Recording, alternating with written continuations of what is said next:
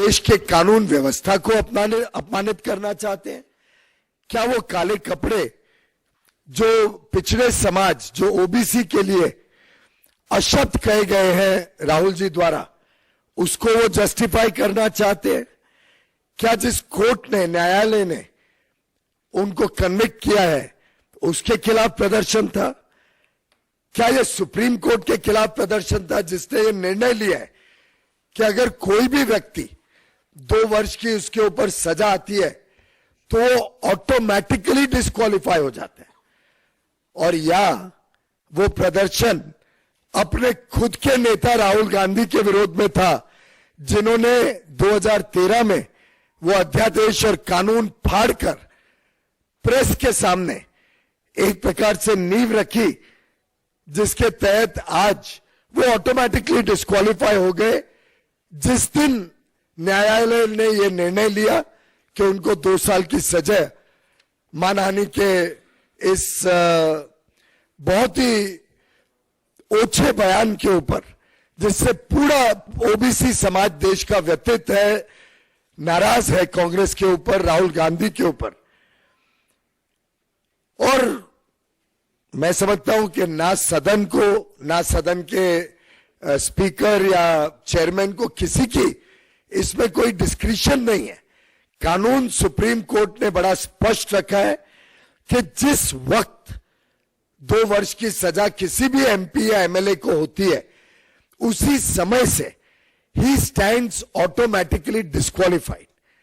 Speaker ने तो सिर्फ अपनी जिम्मेदारी निभाई जो उनके पास, जिसमें उनके पास कोई डिस्क्रिशन नहीं है। और यह है लिस्ट, 12 ऐसे और केसेस हैं जो अभी तक ऑटोमेटिकली डिस्क्वालीफाई हुए हैं सुप्रीम कोर्ट के निर्णय के तहत। आपको ध्यान होगा, सबसे पहले तो 2013 से यह मामला चल रहा है। 2013 में लालू प्रसाद यादव जी, रशीद मसूद जी, जगदीश शर्मा जी, और ये 3 अलग अलग पार्टी के हैं। लालू प्रसाद यादव आरजेडी के, रशीद मसूद कांग्रेस के, जगदीश शर्मा जेडीयू के, ऐसे ही सेल्व गणपति डीएमके के, मोहम्मद फैजल एनसीपी के, हाल में ही डिस्क्वालीफाई हुए, अब्दुल्ला आजम खान समाजवादी पार्टी के। तो 6 अलग अलग पार्टी के तो सांसद डिस्क्वालीफाई हुए हैं।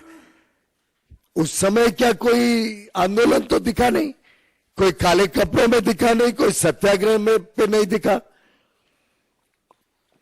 यह स्पष्ट दिखाता है जो प्रमोद तिवारी जी ने बयान दिया हाल में ही, जिसमें उनके शब्द थे राहुल गांधी के परिवार के लिए कानून अलग होना चाहिए, और यह भी कहते हैं सेंटेंस में अलग होना चाहिए, कन्विक्शन में नहीं।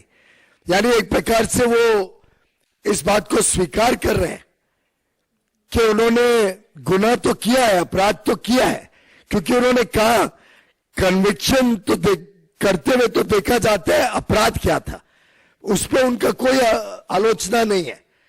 वो एक्नॉलेज करते हैं कि अपराध किया और कहते हैं सेंटेंस में अलग कानून होना चाहिए। ये हमारे किसी को समझ नहीं आ रहा है कि एक परिवार के लिए इस देश में कैसे अलग कानून मांगते हैं। मैं समझता हूं इससे बड़ा घोर अपमान भारत के कानून का और कानून व्यवस्था का नहीं हो सकता है। ये फिर एक बार एक डायनेस्टिक पॉलिटिक्स, परिवारवाद की जो उनकी राजनीति है, उसका परिचय कांग्रेस दे रही है। इतने सारे केसेस के बाद, क्योंकि राहुल गांधी जी ने, और उनको तो माफी मांगने की जरूरत थी। कल एक उनके कांग्रेस के नेता ने बयान दिया है कि उनके खुद के नेता बार बार कहते गए राहुल जी आप माफी मांग लो, विषय समाप्त करो, लेकिन उनकी एरोगेंस थी, उनका घमंड था कि वो माफी मांगने से उन्होंने इनकार कर दिया। और आज लोकतंत्र के ऊपर सवाल उठाने की बात कर रहे हैं। मैं समझता हूं कि लोकतंत्र में स्पीकर के पास जिस प्रकार से मिसबिहेवियर हो रहा है हाउस में, चेयरमैन के पास जिस प्रकार से भद्दा व्यवहार राज्यसभा के कांग्रेस और अन्य विपक्षी दल के सदस्य कर रहे हैं, एडजर्न करने के अलावा कोई पर्याय ही नहीं है। ऐसे में एक तरफ खुद एडजर्न कराते हैं, व्यवहार देखिए, आज कागज फाड़ के पहली बार लोकसभा में इतने वर्षों में कागज फाड़ के उन्होंने आसन पर फेंके हैं। ऐसी परिस्थिति में मैं समझता हूं कि स्पीकर बार बार कहते रहे कि मैं चलाना चाहता हूं हाउस, सबको मौका मिलेगा, लेकिन कांग्रेस की मंशा ओबीसी समाज का अपमान करने की है, ये बहुत स्पष्ट रूप से देखने को मिलता है। माफी भी नहीं मांगूंगा क्योंकि इनकी मानसिकता ही ओबीसी समाज के विरुद्ध रही है, पहले भी थी और आज भी उसका परिचय देश के सामने बार बार देखने को मिलता है। ये नरेंद्र मोदी जी की सरकार है, ये कभी कानून के साथ कॉम्प्रोमाइज नहीं होने देगी, कानून को सर्वप्रिय मानती है और भारत का जो संविधान है वो सबके लिए समान है। भारत के हर नागरिक को संविधान और कानून के तहत अपना काम करना है। और मैं ये भी समझना चाहता हूं कि आखिर ये 4 साल तक केस चला, इतनी सारी हियरिंग्स हुई, फाइनल हियरिंग तक में उनके 6 बड़े बड़े नेता हैं। अभिषेक मनु सिंघवी जी बड़े वरिष्ठ लॉयर हैं, चिदम्बरम जी बड़े वरिष्ठ लॉयर हैं, कपिल सिब्बल जी बड़े वरिष्ठ लॉयर हैं, केटीएस तुलसी जी बड़े वरिष्ठ लॉयर हैं, विवेक तनखा जी हैं, मनीष तिवारी है। 6 तो ध्यान में आते हैं तुरंत, जो बड़े विख्यात कानून के उनके मान्य सदस्य। इसमें से एक भी सदस्य कोई भी हियरिंग में ना आखिरी हियरिंग में गया, और जब कन्विक्शन हो गया उसके बाद भी आर्ग्यूमेंट्स चले, उनके वकील ने भी आर्ग्यूमेंट किए, जो पेटिशनर था उसके वकील ने भी आर्ग्यूमेंट किए।